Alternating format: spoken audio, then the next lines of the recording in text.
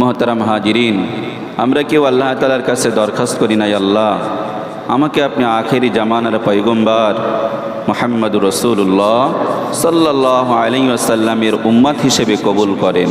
আমাদের আরজি, আমাদের প্রার্থনা, আমাদের দরখাস্ত, আমাদের আবেদন করা ছাড়াই যে আল্লাহ তাআলা কবুল করলেন, এটা আমার আপনার মানুষের মতন বড় একটা খুশনসিব। কোরআন এবং হাদিস থেকে পাওয়া যায় অনেক নবীরাই পর্যন্ত তামান্না করছে, আল্লাহ যদি আমি আখেরি জামানার নবীর উম্মত হতে পারতাম তাহলে আমার জীবনটা কি হতো, সার্থক হতো। নবী হওয়ার পরেও এই তামান্না করা, এটা আসলে আখেরি জামানার পয়গম্বরের উম্মতের যে কত দাম এবং কত গুরুত্ব, এইটা বোঝানোর জন্য আল্লাহ তাআলা ওই নবীকে এই আবেদন আল্লাহ তাআলার কাছে করেছেন। সকলে বলি সুবহানাল্লাহ। আমরা সকলে জানি আমার একজন পয়গম্বর হযরত ঈসা কালিমুল্লাহ আলাইহিস সালাতু ওয়াস সালাম, আল্লাহ তাআলার হুকুমে যিনি দুনিয়ায় সৃষ্টি হয়েছে। ঈসা আলাইহিস সালাতু ওয়াস সালামের কোনো পিতা নাই, জানেন সবাই? পিতা আছে? ওনার আম্মা হযরত মারিয়াম আলাইহিস সালাতু ওয়াস সালামের গর্ভে তিনি দুনিয়ায় আসছেন। আল্লাহ তাআলার আদেশে আল্লাহ তাআলা ফুক দিয়েছেন, ফুকের মাধ্যমে তিনি দুনিয়ায় জন্মগ্রহণ করেছেন। তিনি দুনিয়ার থেকে ইন্তেকাল করেন নাই, আল্লাহ পাক রব্বুল আলামিন তিনাকে আসমানে উঠিয়ে রাখছেন। শেষ জামানায় কিয়ামতের আগে ইমাম মাহদি, দাজ্জাল, ইয়াজুজ মাজুজের যে বড় বড় ঘটনা কিয়ামতের আগে সংগঠিত হবে, সেই সময় তিনি দুনিয়ায় আসবেন এবং তিনার বাকি রেখে যাওয়া কাজকে সম্পাদন করবেন। করার পরে তারপরে তিনার ইন্তেকাল হবে, এরপরে তিনি দুনিয়ার থেকে চলে যাবেন। যাই হোক, সেটা লম্বা চওড়া একটা ইতিহাস। সম্মানিত ভাইয়েরা, হজের মাস চলতেছে, ঠিক না? একটা দামি মাস। এই মাসের ইবাদত জিলহজ মাসের 1 তারিখ থেকে নিয়ে 10 তারিখ পর্যন্ত অনেক ফজিলতপূর্ণ দিন এবং রাত। এই ফজিলাতের কথা আমরা আলোচনা করছি এবং শুনছি। রোজার ফজিলাত, জিকিরের, কোরআনে কারিম তেলাওয়াত, তাসবিহ, তাহলিল, দান, সদকা, সর্বপ্রকার ভালো কাজ অন্য দিনের তুলনায় এই দিনগুলোতে করলে আল্লাহ তাআলা অনেক বেশি সওয়াব আমার আপনার জন্য রাখছেন। আল্লাহ তাআলা আমাদেরকে এই দিনের ফজিলত জেনে আল্লাহ পাক রব্বুল আলামিনের তামান্না মানসা অনুযায়ী অন্য মাসের থেকে, অন্য দিনের থেকে বেশি বেশি করে নেক আমল করার তৌফিক দান করুন। সকলে বলি আমিন। সারা দুনিয়ার থেকে হাজী সাহেবরা হজে গেছেন। হজে যাওয়ার পরে তিনারা হজের কিছু কাজ সম্পাদন করবেন। হজের সংজ্ঞা, হজের ইতিহাস, সংক্ষিপ্ত ইতিহাস আমরা জানছি। এই হজে যাওয়ার পরে হাজী সাহেবরাও কুরবানি করবেন। আমরা যিনারা হজে যেতে পারি না, আল্লাহ তাআলা আমাদেরকে যাদেরকে সামর্থ্য দিয়েছেন, আমরাও কি করব? এই কুরবানি করব, ঠিক না? ওয়াজিব। আল্লাহ পাক রব্বুল আলামিন কুরবানিকে ওয়াজিব করছেন সুস্থ সম্পূর্ণ বালেগ পুরুষ, সামর্থ্যবান এই সমস্ত মানুষের উপরে কুরবানি করা ওয়াজিব। কি বলেন? ওয়াজিব। যদি ওয়াজিব তরক করি তাহলে আমাদের গুনাহ হবে কি না? হবে? হবে না? অবশ্যই হবে। কেননা আল্লাহ পাক রব্বুল আলামিন কোরআনে হাকিমের ভিতরে বলেন, লা ইউকাল্লিফুল্লাহু নাফসান ইল্লা উসআহা, লা ইউকাল্লিফুল্লাহু নাফসান ইল্লা উসআহা। আল্লাহ পাক রব্বুল আলামিন কোনো বান্দার উপরে তার সাধ্যের বাইরে কোনো কাজ চাপিয়ে দেন না। আমাদের যেটা সামর্থ্য নাই, এরকম কোনো কাজ আল্লাহ তাআলা আমাদের উপরে কি করেন না? চাপিয়ে দেন না। এরকম কোনো হুকুম আল্লাহ তাআলা আমাদেরকে করেন না। আল্লাহ তাআলা তো এমন বলে নাই যে সকলকেই কুরবানি করতে হবে, এই কথা বলছেন? বলেন নাই। পাগলের উপরে কুরবানি ওয়াজিব নাই। সুস্থ সম্পন্ন বালেগ, নাবালেগের উপরেও কুরবানি ওয়াজিব নাই। সুস্থ সম্পন্ন বালেগ পুরুষ এবং যিনি সামর্থ্যবান, যার অর্থ আছে, ওই সমস্ত মানুষের উপরে কুরবানি করা ওয়াজিব। আল্লাহ তাআলা আমাদেরকে বুঝে আমল করার তৌফিক দান করুক। সকলে বলি আমিন। আমরা যে কুরবানি সংক্রান্ত বিশ্বনবী মুহাম্মদ রাসূলুল্লাহ সাল্লাল্লাহু আলাইহি ওয়াসাল্লাম বলেন, ফকিহুন ওয়াহিদুন আশাদ্দু আলা শাইতানি মিন আলফি আবিদ। একজন ফকি দিনের জ্ঞান রাখেন, দিনের সমস্ত যে ব্যক্তির ভিতরে আছে, ওই ব্যক্তি ফকিহ ওয়াহিদুন আসাদ্দু আলা শাইতান, ওই ব্যক্তি শয়তানের উপরে হাজার আবেদের থেকেও উত্তম। সকলে বলি সুবহানাল্লাহ। নবীজি অন্য এক হাদিসের ভিতরে বলতেছেন, তাদারুসুল ইলমি সাআতাম খায়রুম মিন ইহয়া।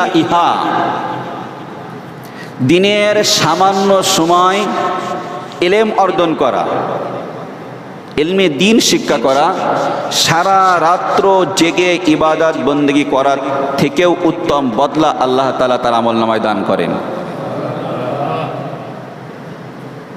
দিনের একটা মাসআলা, দিনের একটা অধ্যায়, কোরআন হাদিসের একটা অধ্যায় শিক্ষা করলে আল্লাহ তাআলা ওই ব্যক্তির আমলনামায় 60 বছর নফল ইবাদতের নেকি আল্লাহ তাআলা দান করেন। আমরা আজকে কিছু মাসআলা জানবো। কি জানবো বলেন? কুরবানি সংক্রান্ত কিছু মাসআলা আমাদের জানার দরকার আছে না নাই? অনেকের ভিতরে আমরা অনেক ভুলের ভিতরে আছি। দলিল সহকারে এই মাসআলাগুলো আমরা জানব, যে মাসআলাগুলো আমাদের জন্য জানা অতীব জরুরি। আমরা অনেক ভুলের ভিতরে আছি ভাই। আর এই মাসআলা যদি আমরা সামান্য সময় জানি, আমরা চর্চা করি, শিক্ষা করি, আমাদের আমল নামায় আল্লাহ পাক রব্বুল আলামিন অসংখ্য নেকি আল্লাহ তাআলা দান করবেন। আমরা খেয়াল করে মাসআলাগুলো শুনি। আসলে জীবনের জন্য যেগুলো জরুরি আমাদের সেইগুলো বেশির থেকে বেশি জানার দরকার। এইগুলাই হলো আমাদের জীবনের জন্য সব থেকে বেশি প্রয়োজন এবং জরুরি। কিস্সা কাহিনী ঘটনা আমরা তো অনেক শুনতেছি, অনেক শুনি, সব সময় শুনতেছি, কিন্তু কোরআন হাদিসের এই মাসআলা আমাদের জানা জরুরি। কোরআন এবং হাদিস থেকে 70টা মাসআলা বের করা হয়েছে কুরবানি সম্পর্কে। কয়টা? 70টা। কোরআন এবং হাদিস থেকে 70টা মাসআলা বের করা হয়েছে। আমাদের সময়ের ভিতরে রেখে আমরা যতগুলো পারি এই মাসআলাগুলো আমরা আজকে সকলে জানবো। সবাই খেয়াল করে শুনবো আমরা মাসআলাগুলো। খেয়াল করে শোনার কথা বলতেছি এই জন্য যে এই জায়গার থেকে মাসআলা একরকম বলা হয়, আপনি শোনেন আর এক রকম, শুনে ওইটা আর একজনের সামনে বয়ান করেন আর এক রকম। কিছুদিন আগে একজন আমার কাছে একটা বিষয় জিজ্ঞাসা করতেছেন। উনি খুলনায় কোন মসজিদে নামাজ পড়ছেন, ওই মসজিদের ইমাম সাহেব, আমরা যেরকম মাগরিবের আগে কিছু কথা বলি না, যে একটা মাসআলা একটা হাদিস সংক্রান্ত সংক্ষিপ্ত কিছু কথা বলি, ওই রকম হয়তো বলছে। উনি কি বলছেন আর উনি কি শুনছেন সেটা জানি না। উনি এসে যেটা বলতেছেন সেটা সম্পূর্ণ কোরআন এবং হাদিসের বিপরীত। বুঝলেন আমার কথা? এজন্য যদি খেয়াল করে না শোনা হয় তাহলে এটা আপনি আপনার বয়ান করার দায়িত্ব না। আপনার খেয়াল করে শোনার উদ্দেশ্য হলো যে আমি আমল করব, সেই জন্য ওইটা আপনাকে পাবলিসিটি করার দায়িত্ব এবং জিম্মাদারি কিন্তু শরীয়ত আপনাকে দেয় নাই, দিছে? হ্যাঁ, ডাক্তারি বই পড়েই কি মানে চেম্বার খুলে নিয়ে ডাক্তারি করা যায়? যাবে রোগী আমার কাছে? তার জন্য আমার দক্ষতা, আমার নলেজ, আমার জ্ঞান এটা অর্জন করতে হবে, ঠিক কিনা বলেন? যাই হোক, এটা মূল আলোচ্য বিষয় না। এই জন্য আমরা খেয়াল করে মাসআলাগুলো শুনবো। 1 নম্বর মাসআলা দেখেন, আমি যেটা বলছি যে মাসআলাটা আমার বলা হয়ে গেছে সেটা হলো প্রাপ্তবয়স্ক সুস্থ মস্তিষ্ক প্রত্যেক মুসলিম নরনারী যে জিলহজ মাসের ফজর থেকে নিয়ে জিলহজের 10 তারিখের ফজর থেকে 12 তারিখ সূর্যাস্ত পর্যন্ত অতিরিক্ত নিসাব এবং সম্পদের মালিক হবে, তার উপরে কুরবানি করা ওয়াজিব। এই জায়গায় অনেকগুলো শর্ত দিছে। সব মাসআলার ব্যাখ্যা করা অনেক সময় সাপেক্ষ ব্যাপার। আমি শুধু মাসআলাগুলো আপনাদেরকে শোনাইব। জাকাত ফরজ হওয়ার জন্য ওই সম্পদের 1 বছর অতিবাহিত হওয়া শর্ত। মনে করেন আমার 1 লক্ষ টাকার জাকাত আমি আদায় করব, ওই 1 লক্ষ টাকা আমার কাছে 1 বছর থাকতে হবে, তাহলে ওই 1 লক্ষ টাকার জাকাত দিতে হবে। যদি 1 বছর না থাকে, 6 মাস আছে, 10 মাস আছে আমার কাছে 1 লক্ষ টাকা, আর বাকি 2 মাস নাই, তাহলে ওই 1 লক্ষ টাকার জাকাত দেওয়া লাগবে না। বুঝেছেন আমার কথা? আর এই জায়গায় হলো জিলহজ মাসের 10 তারিখে ফজর থেকে, জিলহজ মাসের 10 তারিখে কোন সময় থেকে? ফজর থেকে নিয়ে 12 তারিখ পর্যন্ত যদি কোনো ব্যক্তির কাছে নিসাব পরিমাণ, নিসাব কি সেটা আমি সামনে বলতেছি, নিসাব পরিমাণ সম্পদের মালিক হয়, তাহলে ওই ব্যক্তির উপরে কুরবানি করা ওয়াজিব। নিসাব কি? টাকা পয়সা, সোনা রূপা অলংকার, বসবাস ও খোরাকির প্রয়োজনে আসে না এমন জমি, প্রয়োজন অতিরিক্ত বাড়ি, ব্যবসায়িক পণ্য, অপ্রয়োজনীয় সকল আসবাবপত্র কুরবানির নিসাবের ক্ষেত্রে হিসাবযোগ্য। এটা জাকাতের যে নিসাব, কুরবানি সেই একই নিসাব। 7.5 তোলা স্বর্ণর কথা আমরা শুনি না, এটা বারবার শুনি। এবং 52.5 তোলা রূপা। এখন কমটা ধরা হয় 52.5 তোলা রূপার এই দিয়ে মূল্য, এই মূল্য যদি কোনো ব্যক্তির কাছে থাকে তাহলে ওই ব্যক্তির উপরে এই টাইমের ভিতরে, তাহলে ওই ব্যক্তির উপরে কুরবানি করা কি বলেন? ওয়াজিব।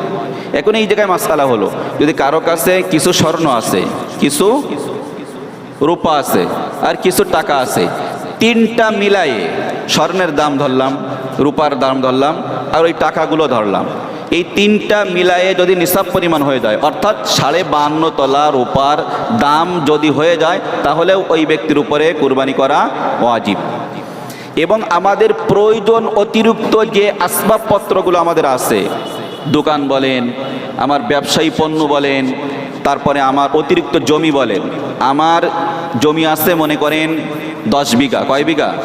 10 বিঘা। 5 বিঘা জমিতে যে ফসল হয়, ওই ফসল দিয়ে আমার ফ্যামিলিতে পুরো বছরের খোরাক আমার হয়ে যায়।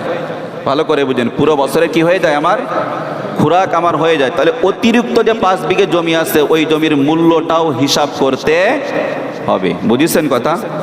এটাও হিসাব করতে, এটা হলো প্রয়োজন অতিরিক্ত সম্পদ। আমার 5টা গাড়ি আছে, একটা বা দুইটা গাড়ি আমার ব্যক্তিগত প্রয়োজনে লাগে, এই গাড়ির মূল্য এর হিসাবের ভিতরে আসবে না। কিন্তু বাকি 3টা গাড়ি আমার প্রয়োজন, আমার ব্যক্তিগত প্রয়োজনে লাগে না, ওটা আমার ব্যবসায়ের উদ্দেশ্যে আমি ভাড়া দেই বা ওর থেকে আমি ইনকাম করি, তাহলে ওই গাড়ির মূল্য কি করতে হবে ভাই? হিসাব করতে হবে। এটা হলো 1 নম্বর মাসআলা কুরবানি করার। 2 নম্বর মাসআলা হলো যে কুরবানির নিসাব পুরো বছর থাকা জরুরি নয়। বলছি, কুরবানির নিসাব পুরো বছর থাকা কি না জরুরি নয়, বরং কুরবানির 3 দিনের মধ্যে যে কোনো দিন থাকলেই কুরবানি ওয়াজিব। এটা প্রত্যেকটা রেফারেন্স দেওয়া আছে, ফিকার কিতাবে রেফারেন্স দেওয়া আছে। বাদায়ে সানায়ে 4 নম্বর খণ্ড 196 পৃষ্ঠা। রদ্দুল মুখতার ফতোয়ায়ে শামি বলে যেটাকে, 6 নম্বর খণ্ডে 312 নম্বর পৃষ্ঠায় এই মাসআলাটা উল্লেখ আছে। খেয়াল করে শুনবেন সবাই, কিন্তু কেউ মনে মনে এই নিয়াত করেন না হুজুর বলার পরে হুজুরের কাছ থেকে শীটটা নিয়ে সাফাই নিয়ে আমি একটু পড়বো, এই সুযোগ নাই। এজন্য খেয়াল করে শুনবেন। 3 নম্বর মাসআলা, মোট 3 দিন কুরবানি করা যায়।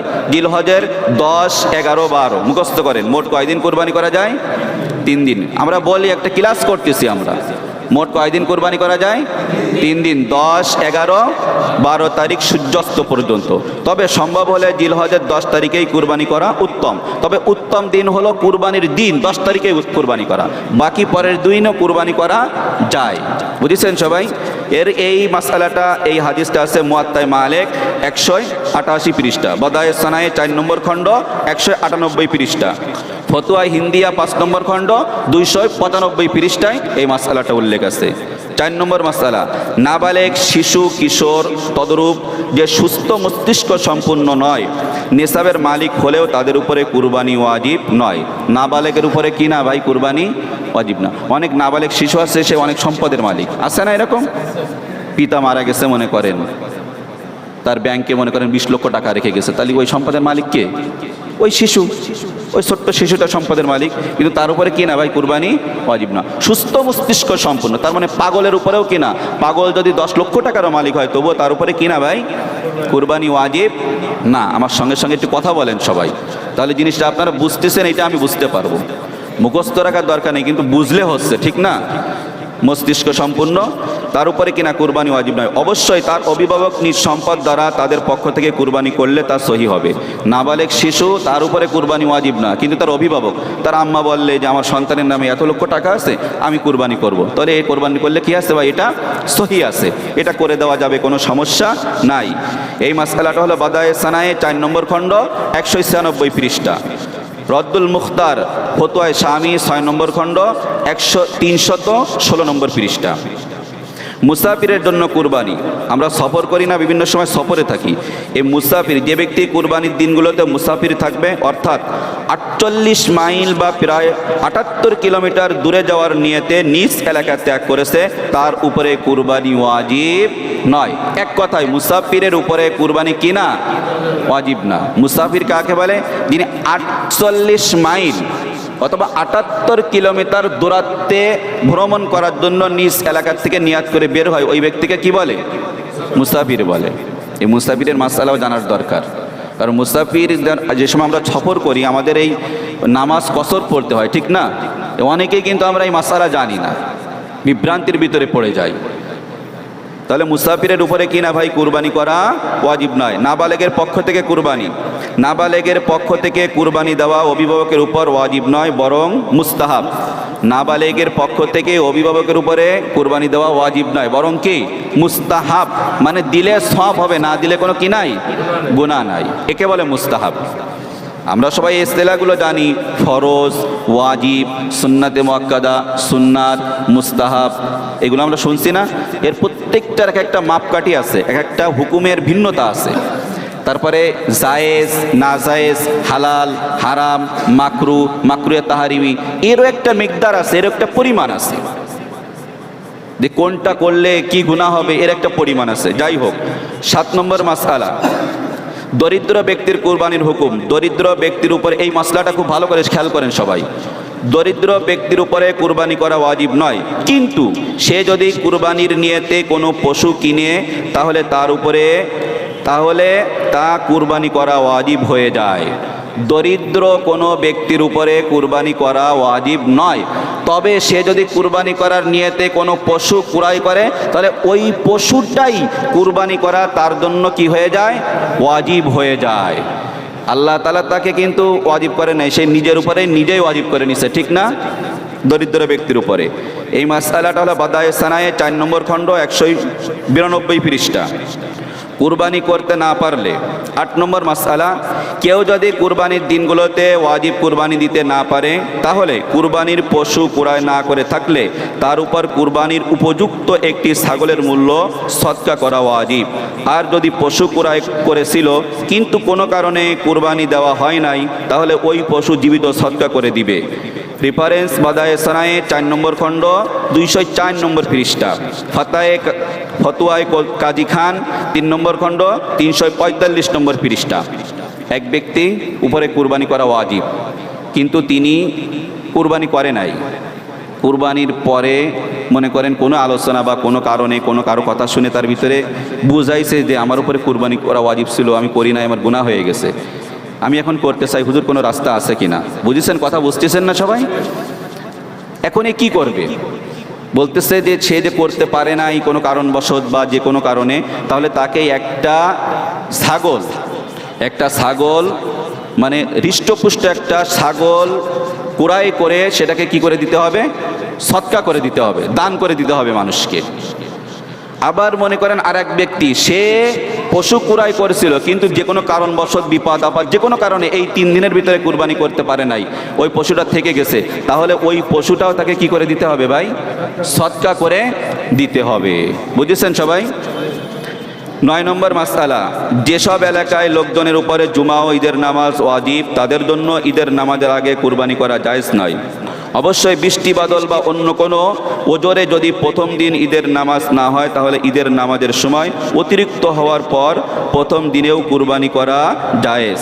সহিহুল বুখারী 2 নম্বর খণ্ড 832 নম্বর হাদিস, কাজী খান 3 নম্বর খণ্ড 344 নম্বর ফতোয়া, আদ-দারুল মুখতার 6 নম্বর খণ্ড 318 নম্বর পৃষ্ঠা। এখানে বলতেছে কি, সহজে বুঝি, ব্যাখ্যা বিশ্লেষণ ছাড়া, যে ঈদের নামাজের আগে কি করা যাবে না ভাই, কুরবানি করা যাবে না। ঈদের নামাজের আগে কুরবানি করা যাবে না। এই জায়গায় আরেকটা মাসআলা বলছে যেটা এখন বর্তমানে এরকম খুঁজে পাওয়া যায় না, মানে একে পিছনে এক সময় এরকম অবস্থা ছিল, মানে এমন এলাকা ছিল যে এলাকায় ঈদের নামাজও হতো না, জুমার নামাজও হতো না। তাহলে মাসলা কি, যে জায়গায় ঈদের নামাজ নাই, জুমার নামাজ নাই, তাহলে তারা কি করবে, হুজুর ঈদের নামাজের আগে কুরবানি করা যাবে না, তাহলে ওই জায়গায় তো ঈদের নামাজও নাই, জুমার নামাজও নাই, তাহলে ওরা কুরবানি করবে না, বসে থাকবে এইভাবে। বোঝেননি কথা? বলতেছে যে জায়গায় নাই তাদের জন্য কুরবানি করা যাবে, কিন্তু আমাদের যে জায়গায় আছে সেই জায়গায় আমরা ঈদের নামাজের আগে কি করতে পারবো না, কুরবানি করা যাবে না। এই হচ্ছে সহজ কথা, বেশি ব্যাখ্যা বিশ্লেষণের বোঝার দরকার নাই। 10 নম্বর মাসআলা, রাত্রে কুরবানি করা। 10 ও 11 তারিখ দিবাগত রাত্রে কুরবানি করা জায়েজ, তবে দিনে কুরবানি করা ভালো। রাত্রে কুরবানি করা জায়েজ আছে এই 3 দিনের ভিতরে, তবে কি দিনের বেলায় কুরবানি করা উত্তম। বোঝেননি কথা? চাকরি করে একজন, সে বাইরে থাকে, সে দিনের বেলায় তার কুরবানি করতে পারে না, সন্ধ্যাবেলায় বাড়ি আসছে, বলতেছে আমার সকালবেলা আগামী দিনও কাজ থাকতে পারে, তাহলে আমি রাত্রেবেলায় কুরবানি করে লোকজন ডাকে আমি কুরবানির যে কাজটা আছে এটা সেরে ফেলি। এটা করা যাবে, এটা করা কি আছে ভাই, জায়েজ আছে, তবে দিনের বেলায় করাটা উত্তম। মাজমাউল জাওয়ায়েদ হাদিসের কিতাব 4 নম্বর খণ্ড 22 নম্বর পৃষ্ঠা, আদ-দুররুল মুখতার 6 নম্বর খণ্ড 320 নম্বর পৃষ্ঠা, কাজী খান 3 নম্বর খণ্ড 345 নম্বর পৃষ্ঠা, বাদায়ুস সানায়ে ফতোয়ার কিতাব 4 নম্বর খণ্ড 223 নম্বর পৃষ্ঠা। কুরবানির উদ্দেশ্যে ক্রয়কৃত পশুর সময়ের পর জবাই করলে, আমরা একটা পশু ক্রয় করছি কুরবানির উদ্দেশ্যে, দেখেন কি বলতেছে, কুরবানির দিনগুলোতে যদি জবাই করতে না পারে তাহলে খরিদকৃত পশু সদকা করে দিতে হবে, আগে বলছি এটা। তবে যদি সময়ের পরে জবাই করে ফেলে তাহলে পুরো গোশত সদকা করে দিতে হবে। এক্ষেত্রে গোশতের মূল্য যদি জীবিত পশুর সে কম হয়ে যায় তাহলে যে পরিমাণ মূল্য কম পেল তাও সদকা করতে হবে। বাদায়ে সানায়ে 4 নম্বর খণ্ড 220 নম্বর পৃষ্ঠা, আদ-দুররুল মুখতার 6 নম্বর খণ্ড 320 নম্বর পৃষ্ঠা। বলতেছে কি যে কুরবানির যে দিনগুলো আছে এই দিনগুলো চলে যাওয়ার পরে আমি একটা পশু জবাই করে ফেলছি, কুরবানির জন্য ক্রয় করেছিলাম, ওই দিনগুলোতে কুরবানি করতে পারি নাই, দিন চলে গেছে 10, 11, 12 শেষ, এরপরে জবাই করছি, এখন এই গোশত কি করব? বলতেছে সম্পূর্ণ গোশতটা কি করে দিতে হবে, সদকা করে দিতে হবে, দান করে দিতে হবে সম্পূর্ণ। আগে তো কুরবানির গোশতের মাসালা সামনে আসতেছে, ওটা নিজে খাওয়া যাবে, আত্মস্বজনদের দেওয়া যাবে, ফকির মিসকিন মানে যেভাবে সুন্দর করে বন্টন করা যাবে বন্টন করা যাবে, সেই মাসালা সামনে আসতেছে। কিন্তু দিন চলে যাওয়ার পরে যদি আমরা কুরবানি করি তাহলে ওই কুরবানির গোশত সম্পূর্ণটা কি করে দিতে হবে, সদকা করে দিতে হবে, নিজেও খাওয়া যাবে না এবং আপনজন যারা আছে তাদেরকেও সম্পূর্ণ এতিম মিসকিন অন্যদেরকে সদকা করে দিতে হবে। কোন কোন পশু দ্বারা কুরবানি করা যাবে? উট, গরু, মহিষ, ছাগল, ভেড়া ও দুম্বা দ্বারা কুরবানি করা জায়েজ। এই জায়গায় যেগুলো আছে এইগুলো দ্বারা কুরবানি করা যাবে, তাহলে বাকি পশু দ্বারা কি করা যাবে না? আমি এই জায়গায় যেগুলো বললাম এইগুলো দ্বারা কুরবানি করা যাবে, আর বাকি যেগুলোর নাম বলি নাই ওইগুলো দ্বারা কুরবানি করা যাবে না। সহজ মাসালা, এ তো জিজ্ঞাসা করার দরকার নাই। হুজুর রাজহাঁস দিয়ে কুরবানি করা যাবে, হুজুর মুরগি দিয়ে কুরবানি করা যাবে, ওদের হরিং দিয়ে কুরবানি করা যাবে, এগুলো জিজ্ঞাসা করার দরকার আছে? সহজে বোঝার জন্য এই জায়গায় যেগুলো বলছে এর বাইরে যে পশুগুলো আছে এই পশুগুলো দ্বারা কুরবানি করা যাবে না। এসব গৃহপালিত পশু ছাড়া অন্যান্য পশু যেমন হরিণ, বন্য গরু ইত্যাদি দ্বারা কুরবানি করা জায়েজ নয়। কাজী খান 3 নম্বর খণ্ড 348 নম্বর পৃষ্ঠা, বাদায়ে সানায়ে 4 নম্বর খণ্ড 205 নম্বর পৃষ্ঠা। নর ও মাদা পশুর কুরবানি, যেসব পশু কুরবানি করা জায়েজ, যেগুলোর নর মাদা দুটোই কুরবানি করা জায়েজ। মানে দেখেন এই একটা আমাদের ভুলের একটা মাসআলা যে ওদের দাড়ি ছাগল দ্বারা কুরবানি করা যাবে, যাবে না? আপনারা বলেন, অনেকে জিজ্ঞাসা করে কিনা, অনেকের ভিতরে এই ভুল ধারণা আছে কিনা যে দাড়ি ছাগল দ্বারা কি করা যাবে না, কুরবানি করা যাবে না। দাড়ি বলেন, এড়ে গরু বলেন আর গাই গরু বলেন সব দ্বারা কি করা যাবে ভাই, কুরবানি করা যাবে। ফাটা বলেন, খাসি বলেন সব দ্বারা কি করা যাবে, কুরবানি করা যাবে। এটা অনেকে জিজ্ঞাসা করে, কিন্তু আমার কাছেও জিজ্ঞাসা করছে 2 দিন আগে। এর ভিতরে আমার কাছে মনে করেন ফোনে বলেন আর সরাসরি বলেন, মানে অনেক বিষয় মানুষ মাসআলা জিজ্ঞাসা করছে। এই জন্য নিয়াত করছি যে এই সপ্তাহে এবং আগামী সপ্তাহে কুরবানি মাসআলাগুলো বলবো। যাই হোক, এর রেফারেন্স হলো কাজী খান 3 নম্বর খণ্ড 348 নম্বর পৃষ্ঠা, বাদায়ে সানায়ে 4 নম্বর খণ্ড 205 নম্বর পৃষ্ঠা। কুরবানির পশুর বয়স গুরুত্বপূর্ণ একটা বিষয়। বর্তমান যে বিষয়টা আমাদের সচেতনতার বাইরে চলে গেছে, যেগুলোর ব্যাপারে আমাদের উদাসীনতা কাজ করে। কুরবানির পশুর বয়স সময়সীমা, উট কমপক্ষে 5 বছরের হতে হবে, এর কম হলে কিন্তু হবে না ভাই, এর কিন্তু শরিয়াত। আপনি বলেন ওই নাও হয়েছে, না না এরকম বিষয় না, এটা খেয়াল করে শোনেন। উট কমপক্ষে 5 বছরে হতে হবে, গরু ও মহিষ কমপক্ষে 2 বছর হতে হবে, আর ছাগল, ভেড়া ও দুম্বা কমপক্ষে 1 বছরের হতে হবে। তবে ভেড়া ও দুম্বা যদি 1 বছরের কিছু কমও হয় কিন্তু এমন হৃষ্টপুষ্ট হয় যে দেখতে 1 বছরের মতো মনে হয়, তাহলে তা দ্বারা কুরবানি করা জায়েজ। অবশ্যই এক্ষেত্রে কমপক্ষে 6 মাস বয়সের হতে হবে। উল্লেখ্য, ছাগলের বয়স 1 বছরের কম হলে কোনো অবস্থাতেই তা দ্বারা কুরবানি করা জায়েজ হবে না। রেফারেন্স কাজী খান 3 নম্বর খণ্ড 348 নম্বর পৃষ্ঠা, বাদায়ে সানায়ে 4 নম্বর খণ্ড 205 ও 206 নম্বর পৃষ্ঠা। এই কথাটা আমি গত এক জুমায় সুন্দর করে ব্যাখ্যা করে বোঝাইছি, ঠিক না? এটার এখন ব্যাখ্যা দেওয়ার কোনো দরকার নাই। এক পশুতে শরিকের সংখ্যা, এই আর একটা গুরুত্বপূর্ণ মাসআলা। এক পশুতে কুরবানি শরিক হয়ে কুরবানি করার সংখ্যা। একটি ছাগল, ভেড়া বা দুম্বা দ্বারা শুধু একজনেই কুরবানি দিতে পারবে। ছাগল, ভেড়া, দুম্বা কয়জনে দিতে পারবে? একজনের বেশি দেওয়া যাবে না। এমন একটি পশু কয়েকজন মিলে কুরবানি করলে কারোটাই সই হবে না। মানে একজন ছাগল 3 জন মিলে কুরবানি করলে হবে কুরবানি? কারোটাই সই হবে না। আর উট, গরু, মহিষ সর্বোচ্চ 7 জন শরিক হতে পারবে। 7-এর অধিক শরিক হলে কারো কুরবানি সহি হবে না। উট, মহিষ এবং গরু কয়জন শরিক হতে পারবে? 7 জন। 7-এর ঊর্ধ্বে যদি শরিক হয় তাহলে কি হবে না ভাই? কারোর কুরবানি হবে না। শুধু একজনের না, যে 7 জনের উপরে যে 8 জন হয়েছে ওই অষ্টম ব্যক্তির হবে না, এরকম না। ওই 7 জন কারোই কি হবে না? কুরবানি হবে না। এর রেফারেন্স হলো সহিহ মুসলিম, হাদিস নাম্বার হলো 1318। মুয়াত্তা মালিক হাদিসের কিতাব 1 নম্বর খণ্ড 319। কাজী খান 3 নম্বর খণ্ড 349। বাদায়ে সানায় 4 নম্বর খণ্ড 207 এবং 208 নম্বর পৃষ্ঠা। 7 শরিকের কুরবানি, 7 শরিকের কুরবানি। 7 জন মিলে কুরবানি করলে সবার অংশ সমান হতে হবে। কারো অংশে এক সমাপ্ত অংশের কম হতে পারবে না, যেমন কারো আধা ভাগ, কারো 1.5 ভাগ। এমন হলে কোনো শরিকেরই কুরবানি সহি হবে না। বাদায়ে সানায়ে 4 নম্বর খণ্ড 207 নম্বর পৃষ্ঠা। এই জায়গায় একটা গুরুত্বপূর্ণ বিষয়, 7 জন শরিক হইলাম, শরিক 7 ঠিক আছে, কিন্তু একজন ভাগ নিলে কি যে আধা ভাগ একজনের নামে আর আধা ভাগ আর একজনের নামে, এক ব্যক্তি। ভালো করে বুঝেন, লোক কিন্তু 7 জন, একজন গরুতে ভাগই কয়জন? 7 জন, কিন্তু একজন আবার 2 ভাগ আধা আধা করে নিছে, বা একজন 2 ভাগ নিছে, নিয়ে আধা ভাগ নিছে একজনের নামে আর 1.5 ভাগ নিছে আর একজনের নামে। তবুও কি হবে না ভাই? কুরবানি হবে না। সম্পূর্ণ একটা ভাগ নিতে হবে। বুঝেছেন সবাই? সম্পূর্ণ কি করতে হবে? একটা ভাগ নিতে হবে। 17 নম্বর মাসআলা, উট, গরু, মহিষ 7 ভাগে এবং 7-এর কমে যে কোনো সংখ্যা, যেমন 2, 3, 4, 5, 6 ভাগে কুরবানি করা জায়েজ। রেফারেন্স সহিহ মুসলিম 1318 নম্বর হাদিস, বাদায়ে সানায়ে 4 নম্বর খণ্ড 207 নম্বর পৃষ্ঠা। এখন 7 জন শরিক হয়ে এই পশুতে কুরবানি করা যাবে। এখন প্রশ্ন হয় কি, যেহেতু 7-এর কম যদি হয় কোনো সমস্যা নেই। এক কথায় একটা গরুতে 1 জনও দিতে পারে, 2 জনও দিতে পারে, 3 জনও দিতে পারে, 4 জনও দিতে পারে, 5 জনও দিতে পারে, 6 জনও দিতে পারে। বুঝেছেন কথা? 7-এর কম কোনো সমস্যা নাই, কিন্তু 7-এর বেশি হতে পারবে না। 7 পর্যন্ত কোনো সমস্যা নাই, 7-এর কমে কোনো সমস্যা নাই, 7-এর বেশি হলে সমস্যা।